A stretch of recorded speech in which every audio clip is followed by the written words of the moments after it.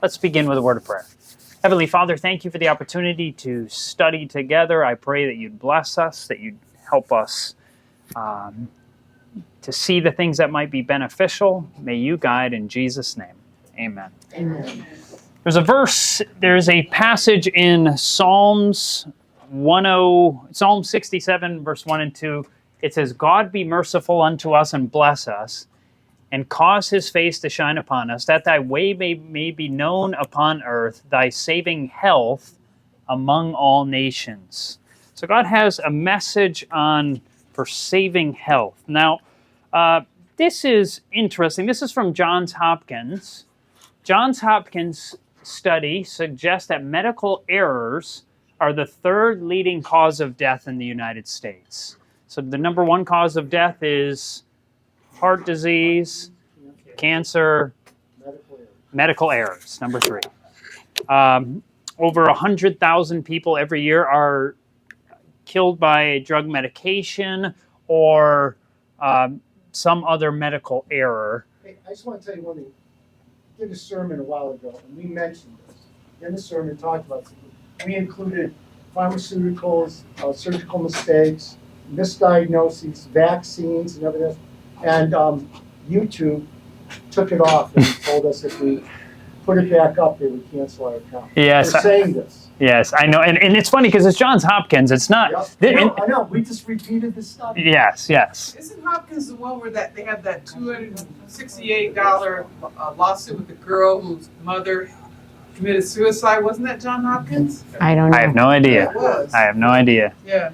It was Mal something. And Johns Hopkins, I mean, they are one of the top medical institutions. So this isn't like a blog by some kid who doesn't like, the medical establishment. This is the medical establishment telling us this. So we're not putting them down. We're just sharing what the researchers have found. And it's interesting. You think, okay, we're going to talk a little bit about pain tonight, some natural things you can do. But before we talk about the natural thing you can do, let's talk about the most popular pain reliever. What's the most popular pain reliever? Tylenol, right? Yeah.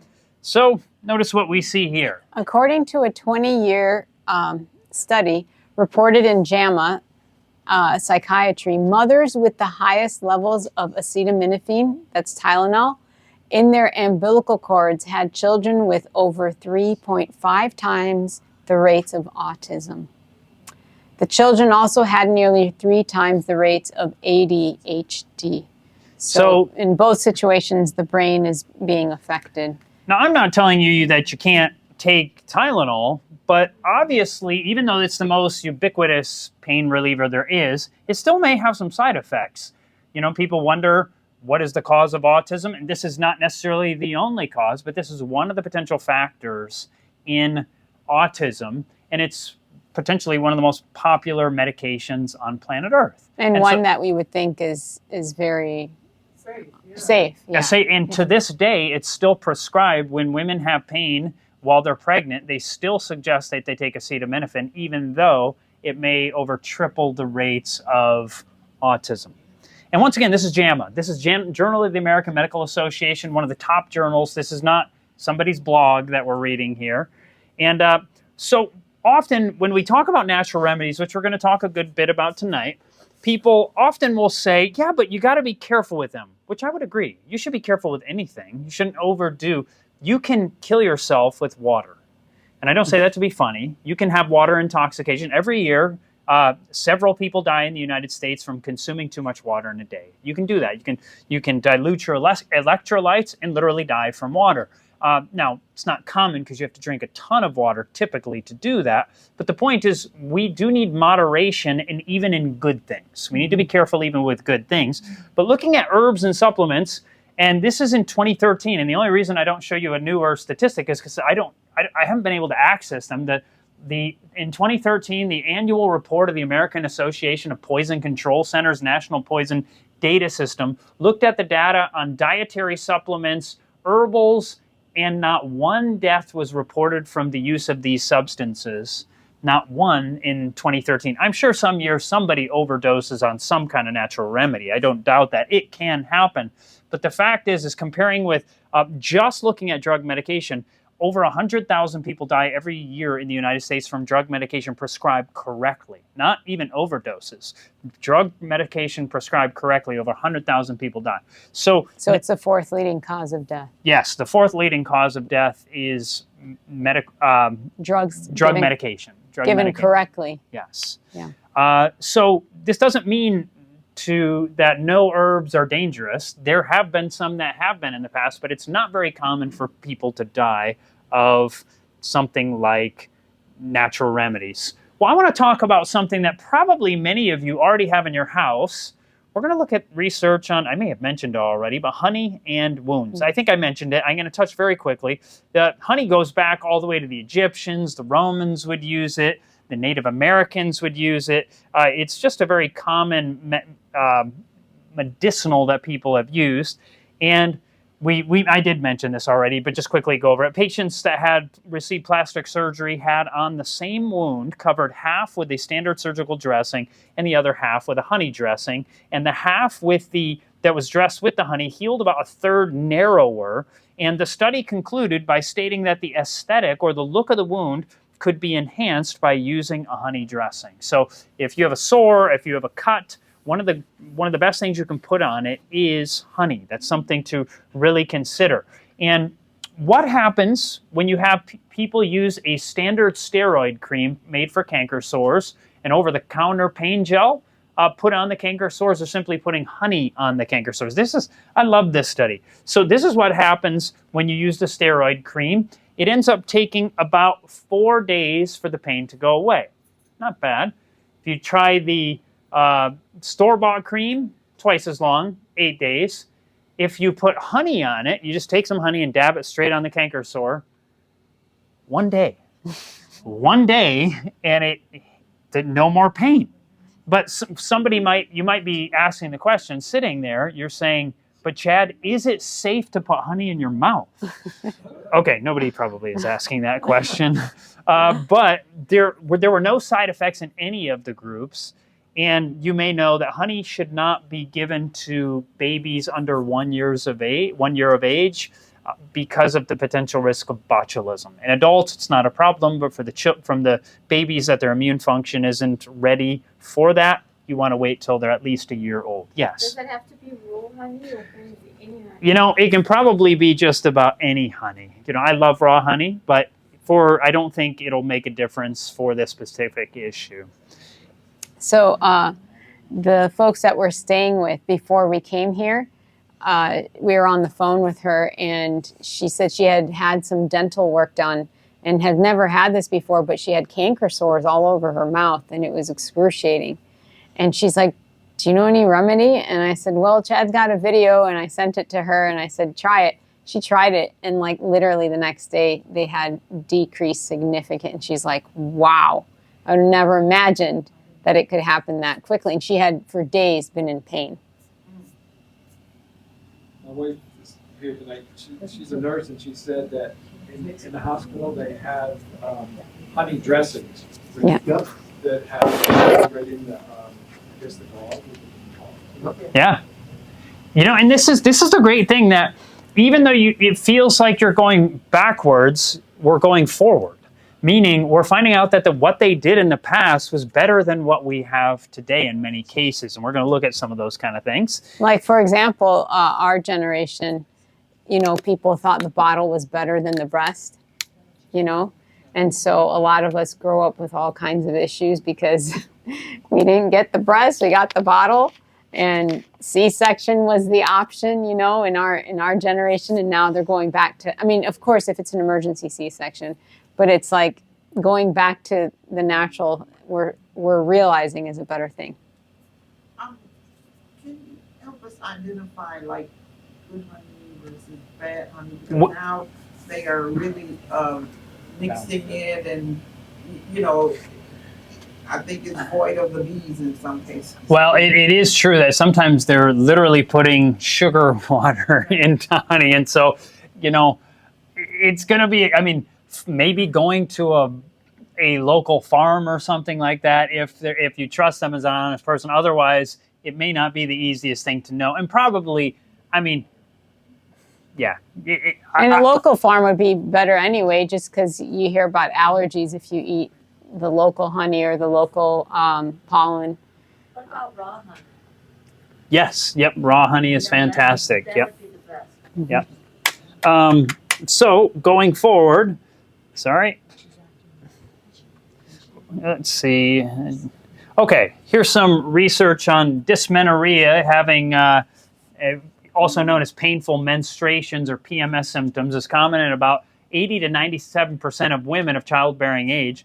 A common drug used for menstrual period pain is mefenamic acid, which is a nonsteroidal anti-inflammatory drug, which are called NSAIDs. And researchers investigated head-to-head mefenamic acid with honey in a crossover trial. The way crossover trials work is this. So let's say all of us are women of childbearing age, which we're not. But if we all were, what they would do is they take half of us and put us on mefenamic acid. The other half would go on the honey, and then they would, after a while, you would switch. So the group that was on mefenamic acid goes on the honey, and the reverse of the other group. So you switch at some point, and then you can see how it affects everybody. Because if you only do half gets mefenamic acid and half gets honey, you don't know for sure if it would have impacted the other half differently, right? You can only guess. But in this way, everybody does both of the experiences. And what they found is there was no statistically significant differences in the amount of pain. They concluded that honey is just as effective at combating PMS symptoms as mefenamic acid. So taking simply like a spoonful of honey, or I mean, you can put it on something you're eating if you want to, can be something that can be very beneficial. Now, this next one I find to be fascinating. Yeah. The British Medical Journal Evidence-Based Medicine reports on something that has been shown to be better than standard pharmaceutical agents that are used to fight coughs and upper respiratory tract infections. The most common reason for a prescription for antibiotics is an upper respiratory infection. But the majority of upper respiratory infections are caused by viruses. Since antibiotics are not used for viruses, this method is generally ineffective. And giving it to patients may be increasing antibiotic-resistant pathogens. Some of the standard treatment for upper respiratory tract infections include an antihistamine, and I don't know how to say it, so we'll go on, a cough suppressant, and cough syrup. So these are the normal treatments. According to a meta-analysis in the British Medical Journal Evidence-Based Medicine, honey is more effective than standard medical treatments for improving upper respiratory tract infections. They also state that using honey for these upper respiratory tract infections could help lower the spread of antibiotic resistance. Isn't that exciting? It's something as simple as, what's that? You can literally take a spoonful, just like a teaspoonful, and we'll get back to it, but right before bed is one of the best times actually for helping with these, cough and the problems with the upper respiratory tract. And this once again, this is not from somebody's blog. This is from the British Medical Journal, one of the most prestigious medical journals. That this is the actual headline they shared: honey better than usual care for easing respiratory symptoms, especially cough. Something so simple. And the Bible had said back in Proverbs 24:13 and 14, "My son, eat thou honey, because it is good." Now, there's another place where it says, as I think we even showed it, where it says, do not eat much honey, right? Because you can eat too much honey. Yeah. We're not talking you to just be, drinking a cup of honey before bed, No, don't do that. But small amounts are actually very good for you. It says, the honeycomb, which is sweet to the taste, so shall the knowledge of wisdom be unto your soul. When you have found it, then there shall be a reward, and the expectation shall not be cut off. So there are benefits to honey. It says it's kind of like special knowledge. There's another thing that you can add to honey. There's research in a meta-analysis in the Journal of Integrative and Complementary Medicine reports on the impact of eucalyptus on cough symptoms. They found no serious adverse side effects. the side effects were statistically similar to placebo. They found on average a 44% decrease in coughing in those who received the eucalyptus. And so if you want to take the honey, you don't have to use eucalyptus. You can just use the honey. But if you want to take the honey to the next level, you can buy little vials of they call it eucalyptus oil, essential oil, but specifically it has to be food grade. If you buy it, it has to say that it's food grade, or do not use it, because you have no idea what they did to it, and they don't want you to take it internally if it's not food grade. So you buy some food grade eucalyptus oil, and the way we do it is you take a if you had a little glass jar and maybe 16 ounces or whatever it is of honey, if it's a glass jar, what you can do is you can take what do you call it, a double boiler? Is that what you call it? Yeah, you just take a pot and put water in it and warm it up, and then you boil it honey, on the stove. The glass of honey in there, just to warm it up a little bit, and then that way you can stir it after you put the eucalyptus drops. A few eucalyptus and you might put drops. 8 or 10 drops. You don't need to put many. Just 8 or 10 drops in a jar of honey. Stir it up so that it mixes, and then let it cool down. And anytime you have a cough, just one spoonful at a time. I mean, you could do it a few times a day, but especially, like we said, before you end up going to bed, it can be very powerful. This is actually an old quotation, but we found it to be true. It says, "I cannot advise any remedy for her cough better than eucalyptus and honey. Into a tumbler of honey, put a few drops of the eucalyptus, stir it up well, and take whenever the cough comes on. I had a considerable trouble with my throat, but whenever I use this, I overcome the difficulty very quickly. I have to use it only a few times and the cough is removed. If you will use this prescription, you may be your own physician. If the first trial does not affect a cure, try it again. The best time to take it is before retiring or before going to bed." We found this true for ourselves. It is fantastic. Yeah. So super simple, super simple. So now we're going to tell you about one of my favorite remedies in the world. This is almost miraculous. Mm-hmm. Why don't you tell us about it, Fadia?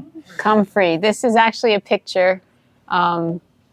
Is this one? Yeah, from our yard. Right outside our front door. We grow it right outside because the hummingbirds love it, and the butterflies. And so we get the hummingbirds and the butterflies right in front of our door. So that's why we like it there. And we like the remedial purpose of it, the natural remedy benefits of it. So it says here, the root of comfrey plant has been used as a remedy for hundreds of years. It was a native plant in Europe, but has made its way to the United States and now grows as a weed. And it didn't accidentally make its way here. They brought it here because it was such a good remedy. The Latin name for comfrey finds its roots in the meaning, I grow together. Okay, this is significant. I grow together.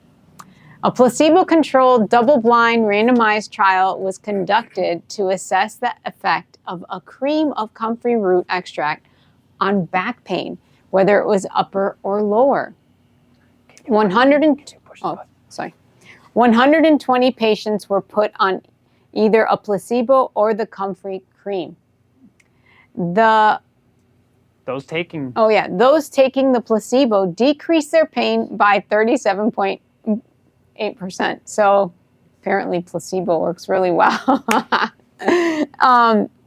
And those who use the comfrey lowered their pain by 95.2% in 5 days. Isn't that incredible? Just something you can grow in your yard. Just amazing. But it's not just that. It keeps going. The pain dropped 33% within 1 hour of using it. That's amazing. It is amazing. And we'll tell you some. And comfrey, the thing about comfrey is, it's not simply a pain reliever. It is actually a healer. Yeah. It actually heals tissues. And we'll tell you more about them as we go. So it says here, osteoarthritis is a painful disease that can often affect the hands, hips, or knees. As the joints lose some of their cartilage, the bones may grow in and fill the place. This can cause serious pain. Researchers put comfrey gel cream and a placebo to the test in their efficacy of helping osteoarthritis pain. After 3 weeks, the comfrey group had over 4 times lower pain scores than placebo group. I mean, this stuff is just amazing. In addition, the Comfrey group had less than half the amount of side effects than the placebo group.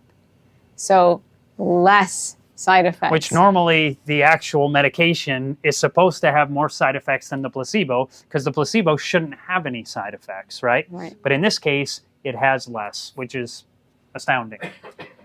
So comfrey root in the Middle Ages. Yeah, this is Well, comfrey was used in the Middle Ages for rheumatism.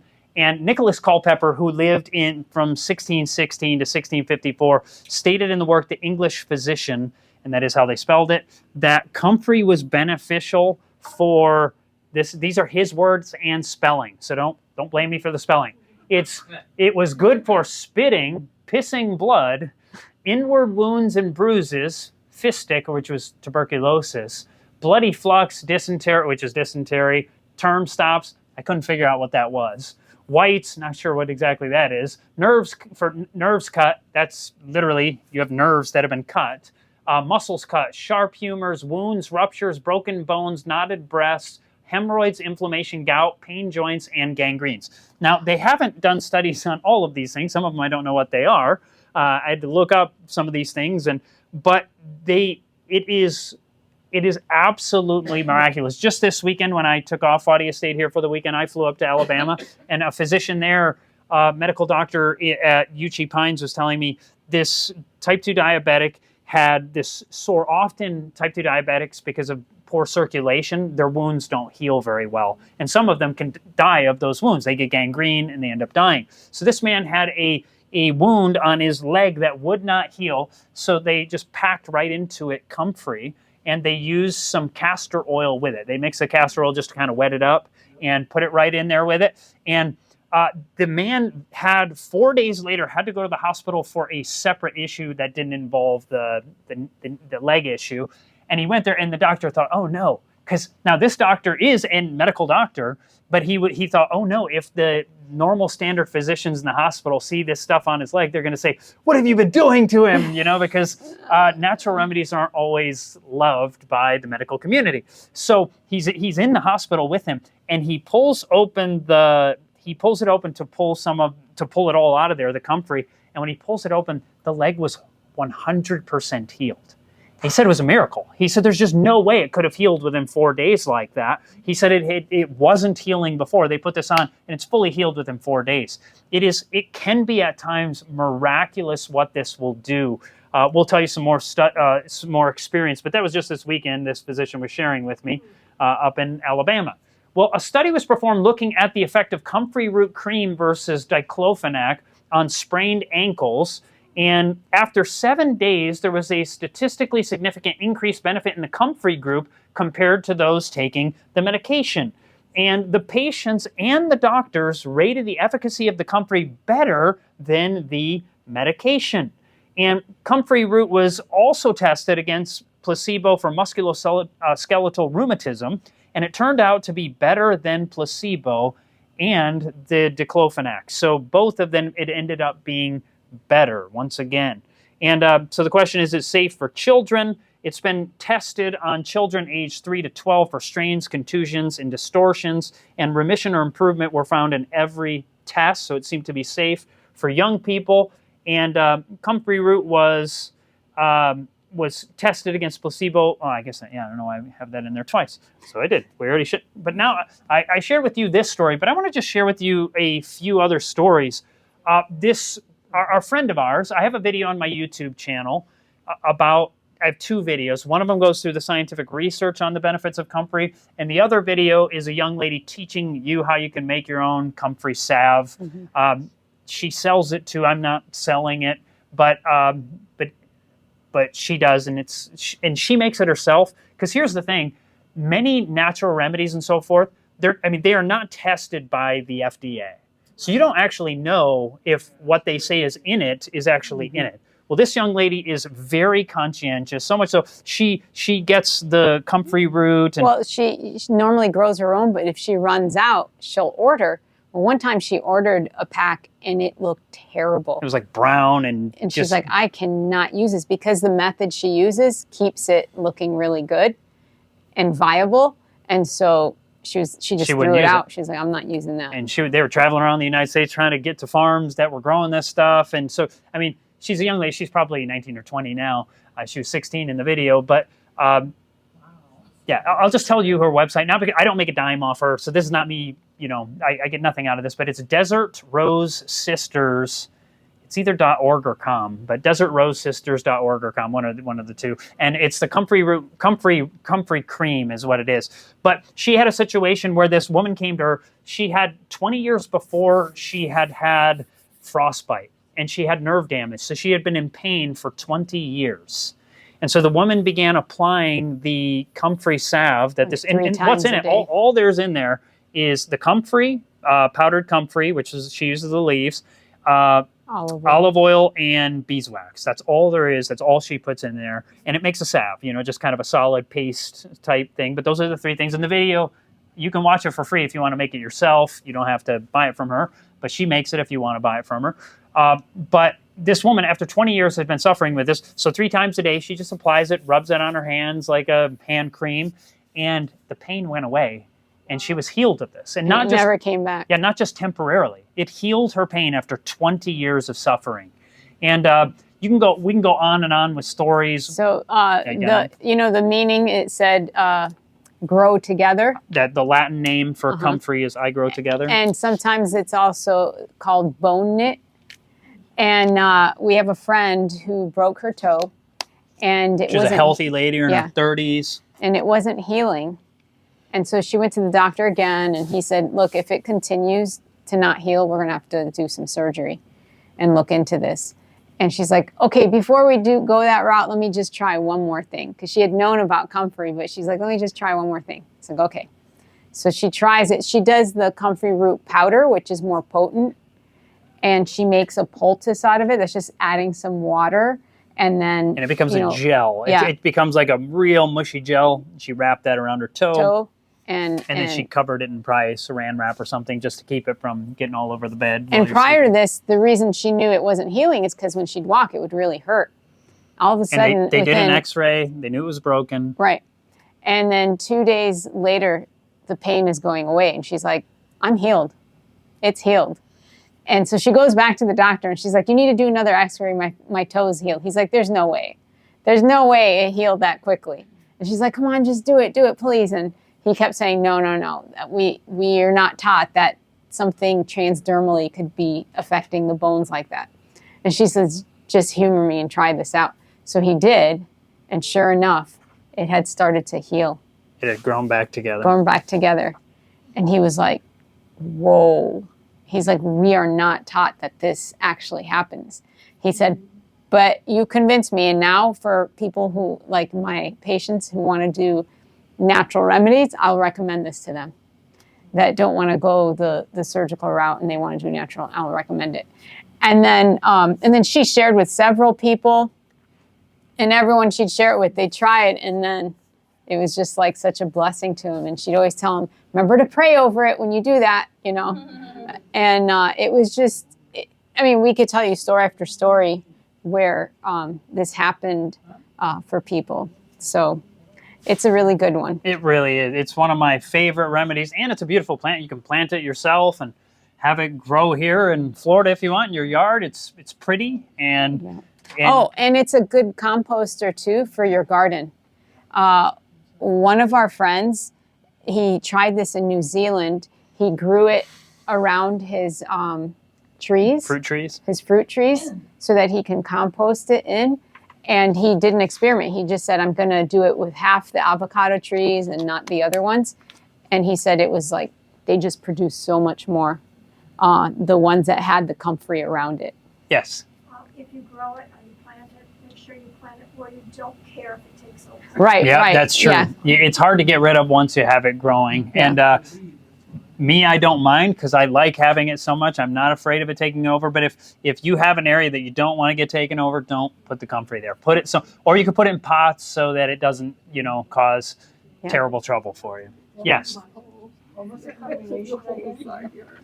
Comfrey, olive oil, and beeswax. Yeah. So there's a video on my YouTube channel called Health and Homestead. beeswax.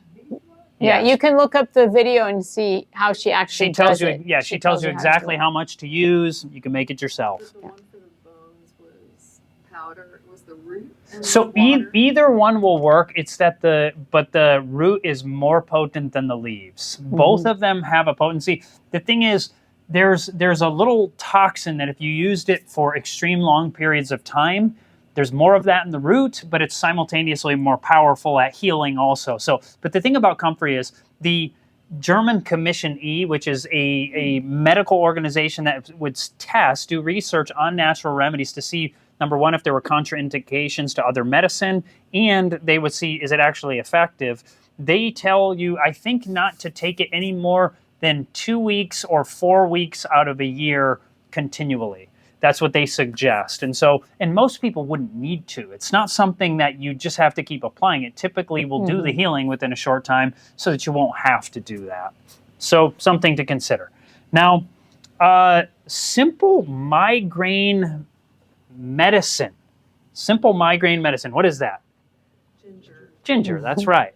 Now, they've done, I thought, well, before we go into it, I suffered with migraines for years. I don't anymore because I don't eat the way that gave me migraines. I used to eat, granola with a bunch of sugar in it, and all of these things are sugary foods, and those things. But it was the high fat. It was the high fat actually that was worse for me than Because we the talked sugar. about Even though yesterday we eat a whole food based diet. Once we started doing that, the migraines just went away. But if you have migraines, there's a common medication for migraines is called Imitrex or sumatriptan, and some of the side effects of sumatriptan can be headache, which is what you're trying to get rid of, but it can actually cause the same problem.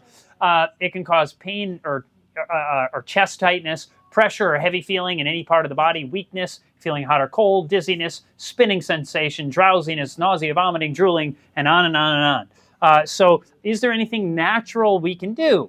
Well, the good news is... Yes. In a double-blind, randomized control trial, researchers compared the efficacy of ginger to the migraine medication sumatriptan. Okay.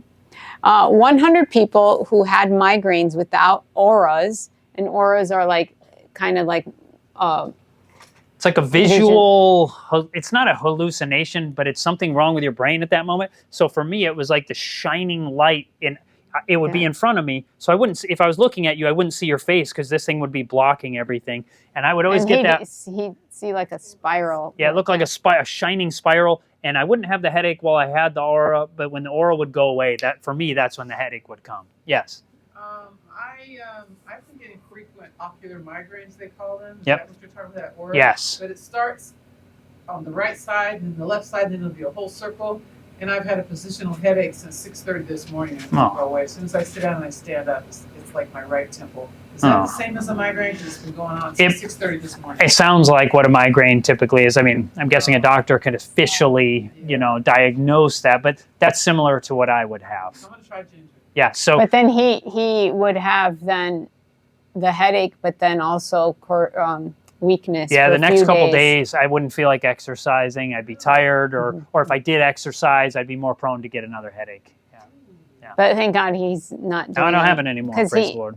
Yesterday we were talking about how the body uptakes the sugar once you clear out the fat so that you can uptake and have the energy. Because he was getting, we said hangry and all that kind of stuff. I'm just wondering, this headache has been going on. Yeah.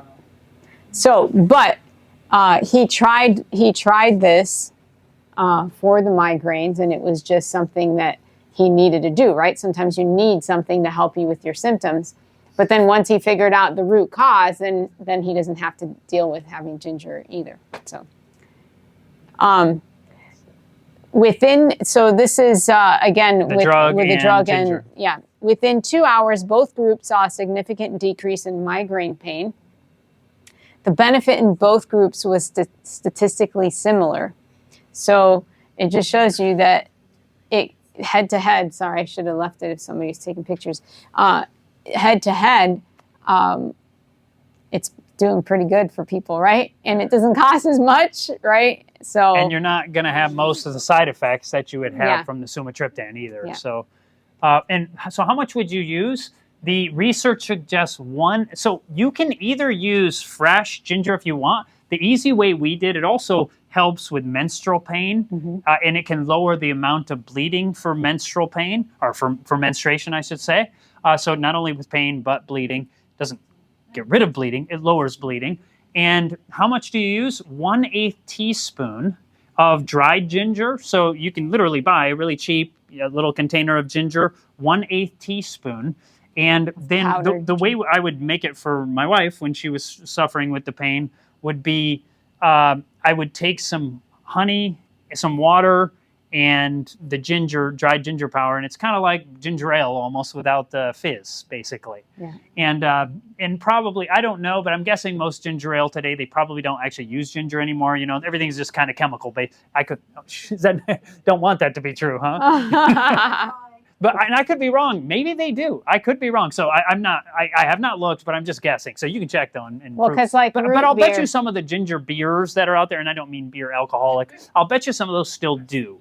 But I'm guessing some of those ones that you can buy still do use it. But I'm thinking ginger ale. I could be wrong. You know, yeah, it doesn't matter. It's not important. But you can make it yourself, very inexpensive, and it can help with these two things: period pain and also migraines. They used to, with root beer, they used to use sassafras. That's how they made root beer.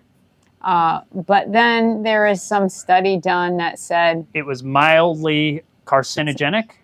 So they outlawed actual sassafras. But the funny thing is sassafras, the root beer, was not as carcinogenic as actual beer. But they didn't outlaw beer. They outlawed root beer. And that's so, you know, there's some politics sometimes when it comes to. Oh, so yeah, the reason I was bringing that up is because with the comfrey, you have to look into some of these studies, because when you look at some of the studies, they gave it to some mice, and they gave like 400 times the amount that you should be taking. And so, yeah, of course it's going to cause some cancer. Liver or kidney problems, and they say, okay, it's a carcinogen, don't take it internally. And we don't suggest it internally. They used to use it internally for internal bleeding and so forth, and it was beneficial for that. Europeans still use it internally, but officially they say don't take it internally to use it. They actually say officially don't even use it on broken skin, but obviously this physician, you know, was doing that and found amazing success with it. Healing something in just a few days. Yes. I drink it. A comfrey? No. Oh, comfrey. Oh no, ginger. Yes. Yeah. We went back to the comfrey. Sorry. We jumped back one. Yeah. Yes. Yeah. No. It's not your fault. It was our fault for jumping back. So we're going to transition a minute to something that many of you know about, but I want to go into a little bit of research on this. Let's look at vitamin D and hunter-gatherers. Researchers have wondered, well, hey, how much vitamin D maybe should be in the bloodstream naturally in a human being if they were spending a lot of time, maybe nearly, you know, in the sun, some of them maybe even almost naked. And I'm not suggesting you all get naked in the sun. That's not my point here. But But if you have a cover. Yeah, I mean, if you have a place where you can hide or whatever, and, you know, yeah. So scientists in the British Journal of Nutrition looked at African tribes and their vitamin D levels. The two tribes studied were the Maasai and the Hadzabe. And the Maasai had an average circulating, we'll just say vitamin D level of 47.6. The Hadzabe had 43.6. And the average of them together was roughly 46. So this is more than your average American has. It's not ridiculously high, but it's decently high. And so jumping forward, I want to talk about vitamin D levels. No, that was a mistake. Okay. Vitamin D levels and COVID mortality, so death from COVID. Researchers published a meta-analysis, meaning they looked at several different studies looking at the level of vitamin D, serum vitamin D in people's blood, and their chances of dying of COVID-19. And this is the chart that they came up with. Basically, so they used data from different research, and when they combined it all together, basically what you have here is their mortality coefficient. This is their chances of people dying, and this is their level of vitamin D in the body. And so what they found is this is the combined data, if you go down, for instance, the lower the vitamin D, the higher the death rate. And it continued to go down precipitously until you got to here, and then you would have, right at that point, you should have about what? Zero death. And so this is what the conclusion that they came to in this meta-analysis. It said the study suggests that based on combined data from multiple studies, a theoretical vitamin D level of 50.7 nanograms per milliliter, equivalent to approximately, it doesn't really matter, you don't use this one. If you go to the doctor, they're going to give you this number, so you don't even have to worry about this. That's a European number. So this could, in principle, reduce COVID-19 mortality to zero. Now, somebody will probably die anyway, but the point is, the chances of dying, if you could get your vitamin D levels to very, very low, almost no chance would be if you could get your blood levels to be at about 50. And most people are probably, unless you're spending a significant amount of time outside, you probably don't have it there. So what would be the other option? Supplement. Yeah, you can supplement. And how much would you supplement? The standard, I think the United States government might suggest something like, 400. Basically, it's a very tiny quantity. It's the same amount you would get in like a tablespoon of cod liver oil. But the fact is, most people never get their vitamin D all that high taking the little 400 international units. So you could take, it's up to you. They've done studies with all kinds of ranges, like 1,000, 2,000, 5,000, 10,000, 20,000. Some people have done 100 or 200,000. I'm not suggesting that. But they found that it was safe roughly up to 10,000. I wouldn't take 10,000 all the time, but you might be able to take around 5,000 international units all the time. And it's can be helpful to have your blood checked. And if you get too high, then back it down. If you're too low, you could bump it up a little bit higher, how much you take. Yes? Well, I've lost opinion. I take 5,000. Okay, yep.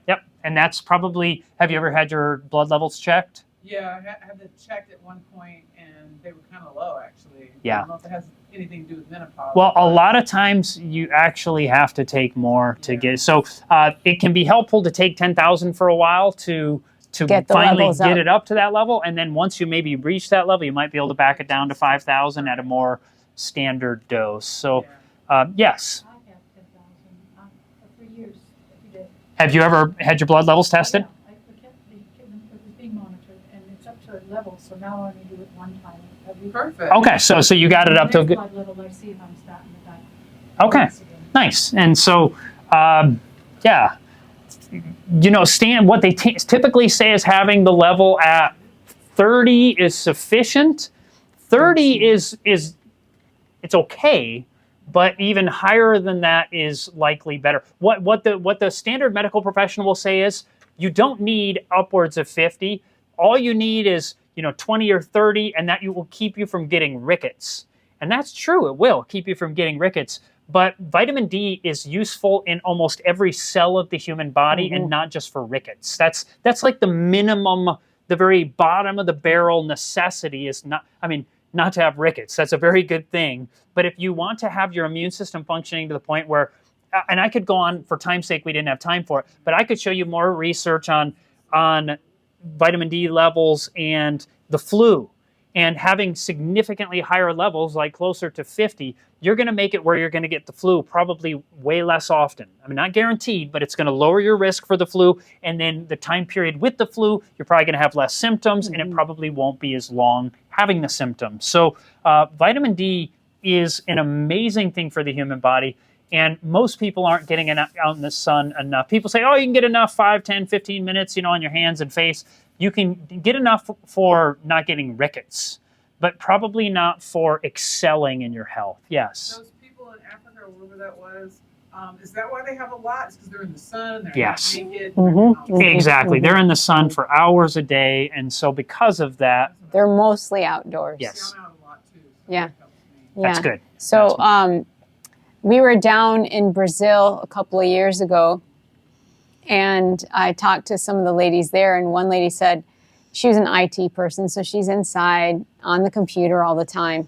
And she said she supplemented for years. I don't know how much. I should have asked her how much she was supplementing, but I didn't. But she said she had done it for years and couldn't get her numbers up.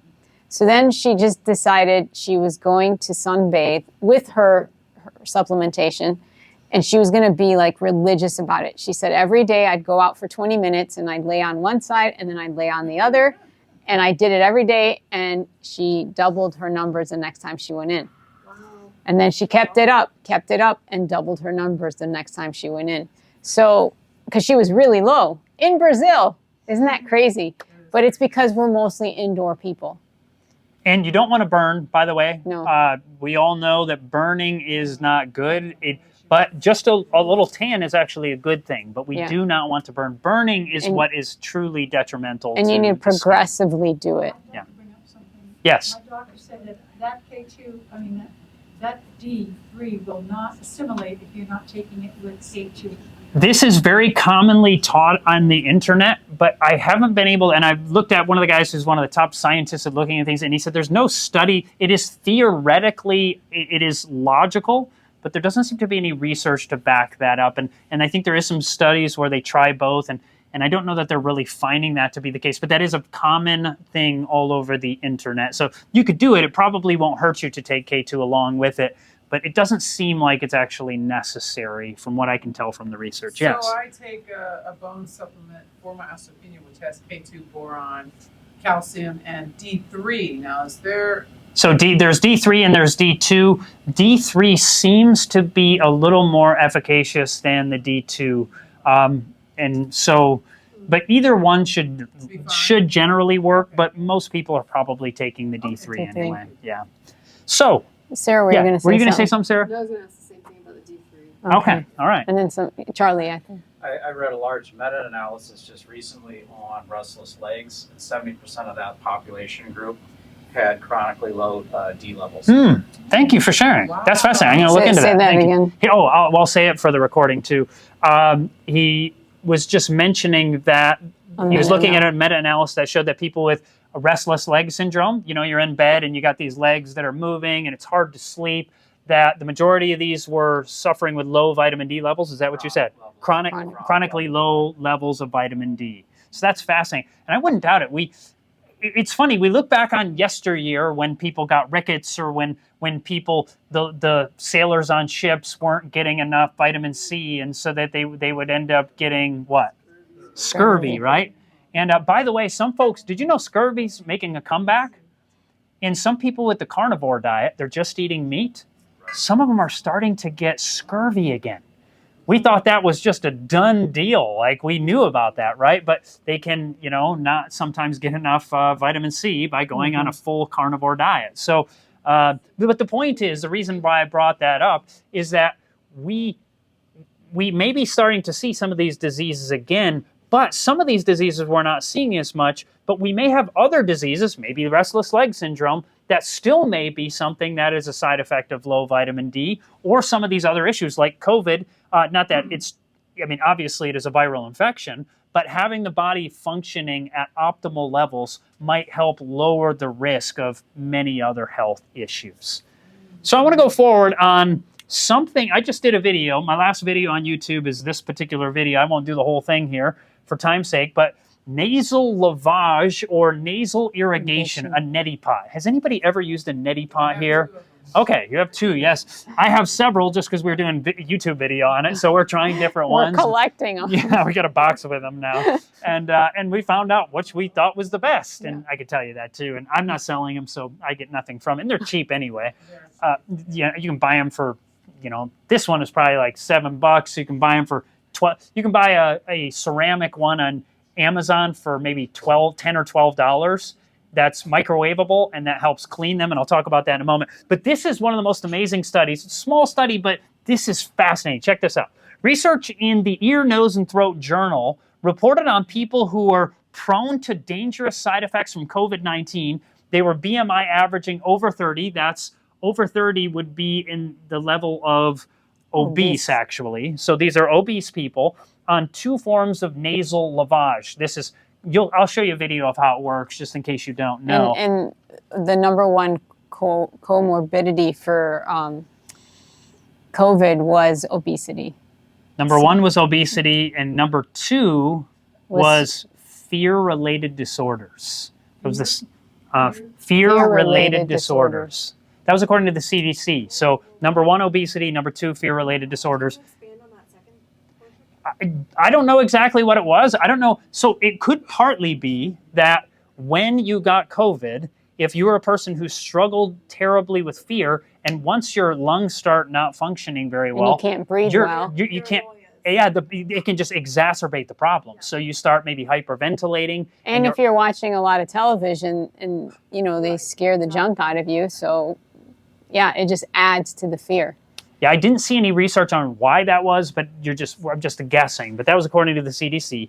And the patients were enrolled in the study within 24 hours of being confirmed to have a COVID-19 test. So they took the test, they were shown to have COVID-19, and they were 50 years old or above with an average age of 64.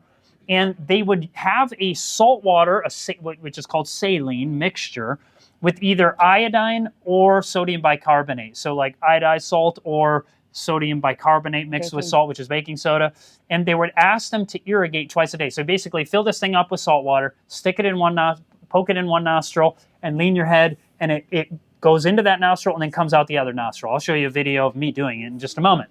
And and this at the time of this study. Now, keep in mind, this study was in 2020, so we know later that we had lower rates of death than that time, but this was the official rates. But I think this is also significant because they were obese. Yes, these were obese people too. So this is not the general numbers. Remember, these are obese people specifically. So yes, numbers are in the general population significantly less hospitalized and death, but these are obese people who are also older.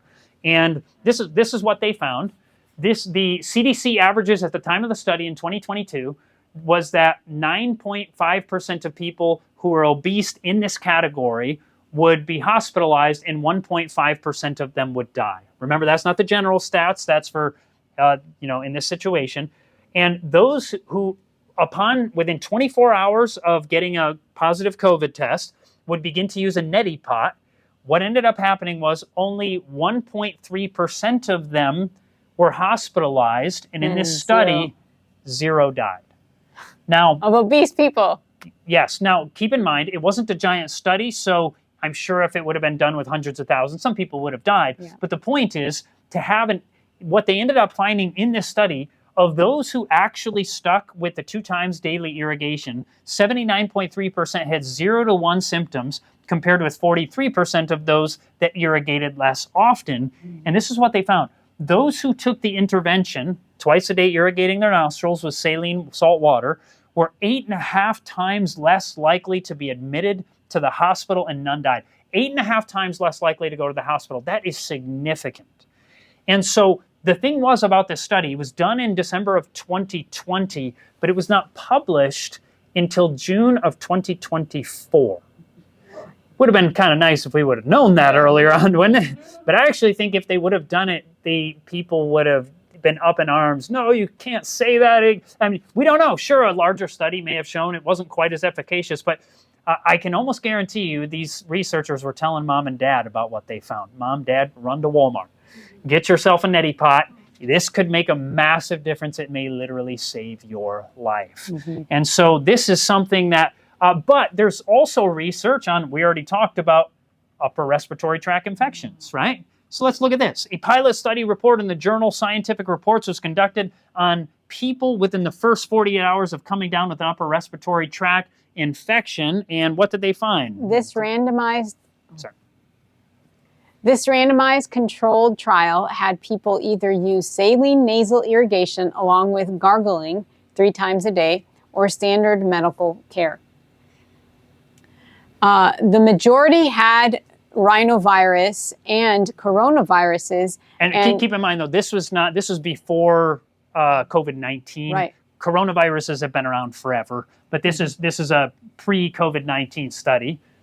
And so I'll go forward just real quickly on this. And a smaller percentage in this study had enterovirus, influenza A, parainfluenza virus type 3, and RSV, and also human metapneumoviruses. So I'll let you go for it. Sorry.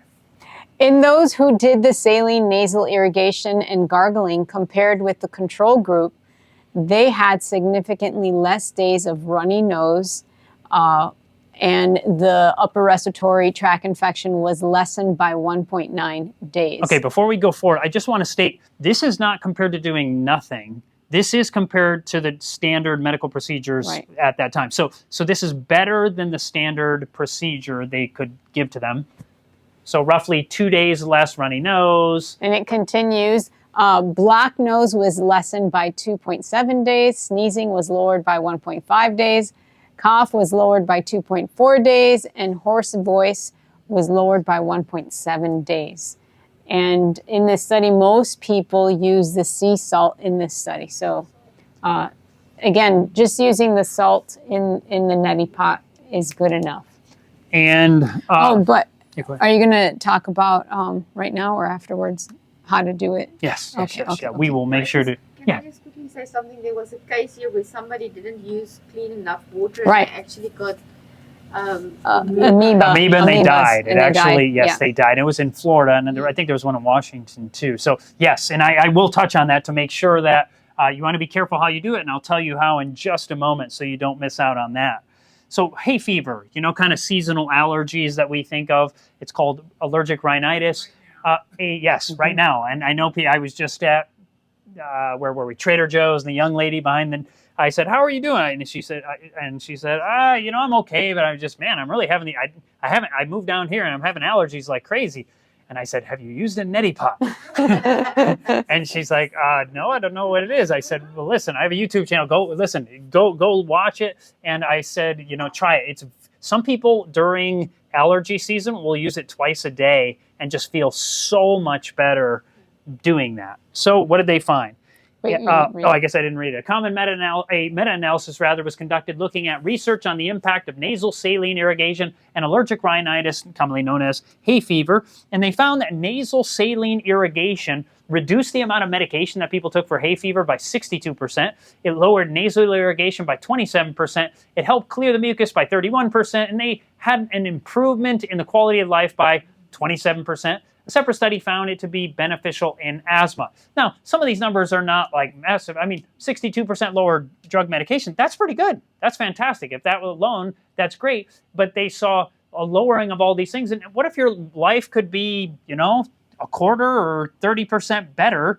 That's, 30% better day is better than not having it, right? Yeah, because lowering your allergy medication is really important because it makes you so drowsy and it just affects you. So that is significant to lower it by 62%. So I'll show you a little video clip of me doing it here. This is just a plastic one. Yeah, excellent. We get the fun to watch me do it. Ready? Turn away if you get if you get too grossed out. It's not that bad, but what? Sorry. Salt in the container.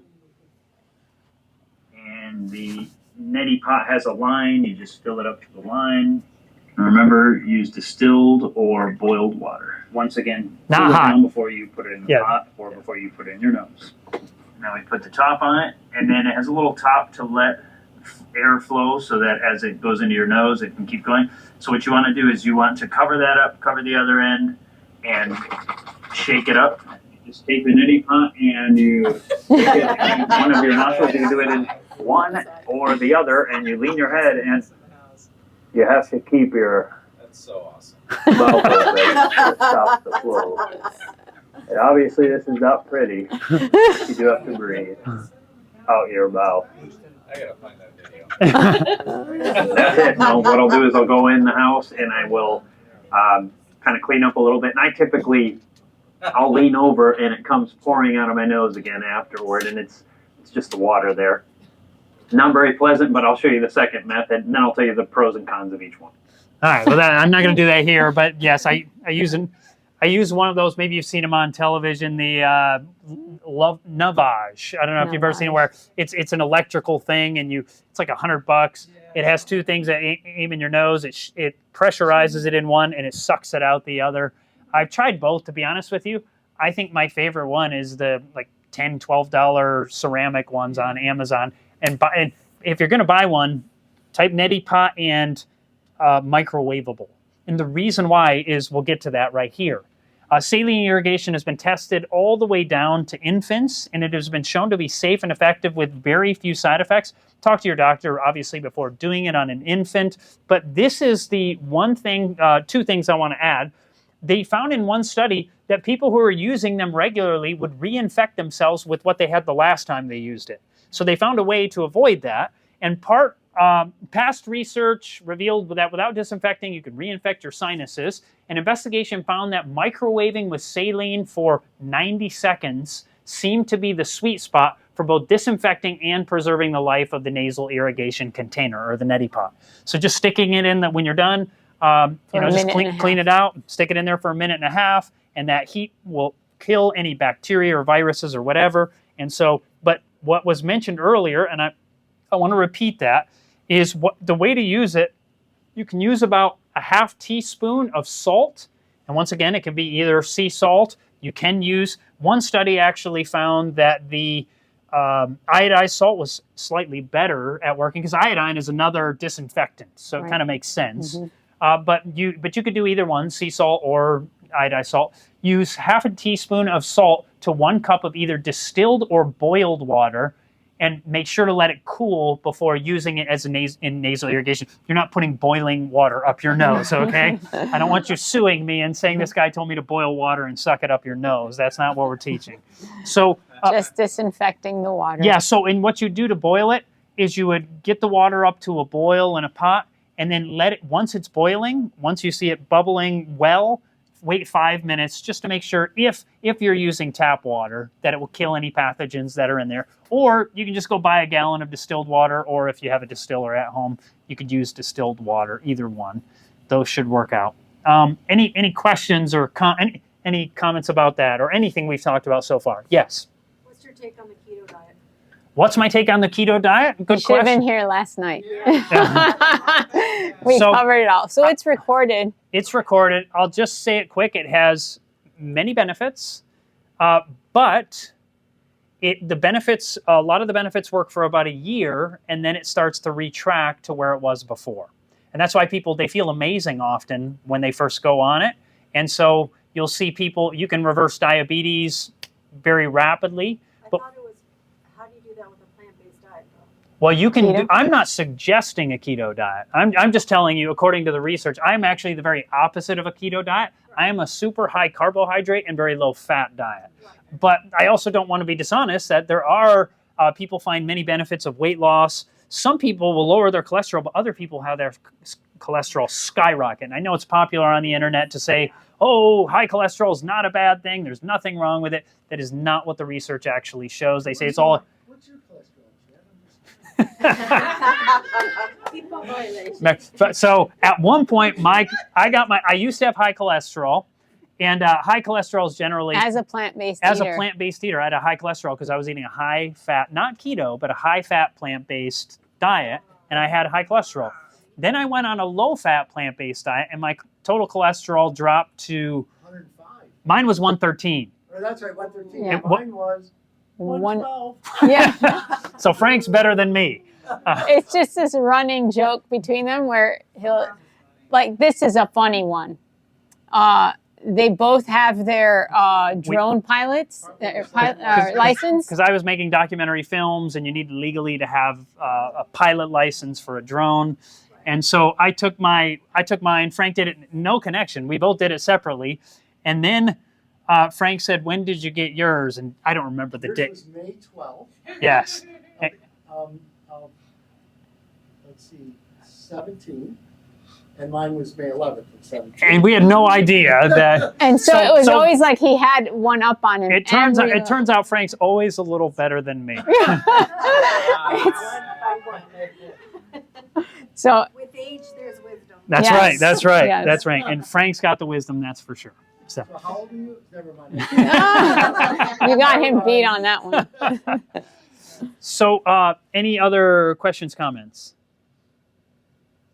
Okay. So, like I said, if you haven't used it, this is something that, and if you come down with upper respiratory and infection. any kind of sickness. You start feeling sick like that. I'm not talking about stomach trouble, but any you start coughing or you start. Or if something's going around. Yeah, something's going around. Other people will use it when you go you hop on a plane. Have you ever noticed if you go fly somewhere, typically you hear a bunch of people coughing. It's just like, it's the red eye or whatever, and people are sick. And so another thing you can do to lessen your chance of getting sick is right when you get back to your home or the hotel or wherever you're going, you can. The plastic neti pot. It weighs like not hardly an ounce, so you can take that thing anywhere. You get to the hotel, you could do a quick. It takes 30 seconds, a minute to do this thing. It's not a long, drawn-out process, and it's going to clean out the nasal passages because in our nasal passages, we have something called ACE2 receptors. Mm-hmm. And what happens is these viruses like COVID-19, they come into our nostrils and they latch right onto these ACE2 receptors, and then they begin to replicate. And so what you can do is by using salt water, because salt is a what? It's like antimicrobial agent. Astringent. And so you put that up in there, shoot it out and by the way, a second thing you can do is what I normally do is I do it about half of it in one nostril, and I pull it off and do half in the other nostril. You don't have to do that. Sometimes I don't, but depending on if you're actually sick, I don't really see much come out. But if somebody's really sick, yeah, a bunch of nasty stuff is going to come out. But that's something you can do, both nostrils. Some people. My wife doesn't enjoy it quite as much as I do. I don't. It doesn't bother. I don't feel bad at all doing it. She feels like she's going to be waterboarded or something like that. Yeah. And no, you don't like the idea. Yeah. No. Also, when you first start using it, you can work your way up how much salt you use. Because if you're sensitive like me, it was just too much and it was burning my nostrils. And if you buy these cheap ones at Walmart or whatever, for $7 or whatever they are, they'll typically come with saline packets, and they, depending on which one you buy, one packet will be what's called isotonic. So they'll have a line how much water you put in, and one packet isotonic means the same level of saline or salt that's in your body or in your nose. So you use it, and for somebody who's not used to doing it, it will be the same level of salt, so it's not so annoying. Whereas if you just took water out of the tap or even distilled water and just shot it up in your nose, that's a horrible feeling. Mm-hmm. That's a terrible feeling. It's like going in a pool and getting a bunch of water up your nose. But when it's isotonic, the same salt as your body, it shouldn't have that. And if you get used to it, you can add another packet in time, and then it's what's called hypertonic. That means more salt than your body has. I do hypertonic. It doesn't bother me, and I just figure it's a little more salt to destroy some of those pathogens. It works great for me. I think my wife would probably happily stick with isotonic, just like the body. Yeah. Anybody else before we close? You ever use like golden seal or colloidal silver and flush with that? Good question. I have personally not flushed with that, but I have. Somebody in the comments section said that they used some colloidal silver mixed in for a neti pot, and they said it just took it to the next level. So I haven't, so I can't really testify. That's just an anecdotal story, someone saying it, but I wouldn't doubt it because obviously colloidal silver is. You don't want to mix the colloidal silver with the salt because you get silver chloride. That it's no longer colloidal. It doesn't. So you would just use colloidal silver in distilled water. Yeah. Yeah. Once there's any chlorine or salt in it, sodium in it, it disables the benefits of the colloidal. And I wonder, there may already be a study. I haven't checked. I should see if there is actually a study on it because there could be some extra data. Yes. I found a really nice one on Amazon for like $13.75. Ceramic, it's microwavable, and it's dishwashing safe. Yes. And honestly, it's so cheap. $13-14, it's nothing. I paid that for the plastic one. Yeah, exactly. Yes. So go on Amazon. You can buy them super cheap. Once again, I don't get any money out of the deal. It's just they can be super helpful. And in closing, the Bible says in Psalms 104:14, He, God, causes the grass to grow for the cattle and herb for the service of man, that he may bring forth food out of the earth. Now, it may be referring more to food, but even so, I do believe that God gave us the herbs for healing. He has given things in nature to be a benefit to our physical health and also to our mental health. And so we can find many benefits to them. Revelation talks about The leaves of the trees are for the healing of the nations. are for the healing of the nations. That's right. That one eucalyptus Yes. leaves. Yep. The oil of it is very healing. That's right. What verse is that? The leaves of the Is it trees. 22, Revelation 22. That probably is right. Frank will find it for us. All right. We'll close with a prayer, and then I'll tell you our upcoming couple meetings, but let's pray. Heavenly Father, thank you for this time together. Thank you for the simple remedies you have. Most of them are so very inexpensive that even people struggling financially can get a hold of these simple things: honey and salt and water and even comfrey. It's inexpensive, Lord, that you've blessed us. Ginger, I mean, some of the most simple food, Lord, that you've blessed us with natural remedies for physical healing, for sometimes emotional healing. Lord, I pray that you would bless each person that's come in their own way that is needed for them. In Jesus' name, amen.